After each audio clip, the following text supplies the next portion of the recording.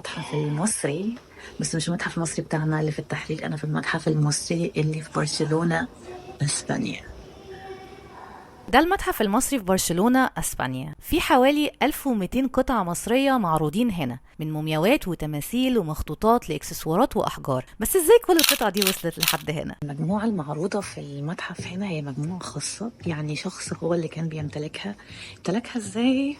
هقول لكم. في شخص أسباني اسمه جوردي كلاس، كان مهووس بالحضارة المصرية القديمة وبدأ يشتري قطع أثرية من تجار الآثار في مصر. وأول قطعة اشتراها كانت سنة 1975 من تاجر آثار في الأقصر، يعني حوالي 10 سنين قبل قوانين تجريم تجارة الآثار المصرية. في 2090 عرض المجموعة دي، كان عرضها وبعدين تم فتح المتحف ده تقريبا سنة 92. المتحف بتديره مؤسسة اسمها The Claus Archaeological Foundation، فتحسوا انه معرض اكتر منه متحف صغير كده ومتكون من 3 ادوار، ومش هتقعد فيه كتير. انتوا مصريين ومعاكوا جواز سفر مصري أو بطاقة مصرية، هتدخلوا ببلاش عشان تشوفوا آثارنا المصرية.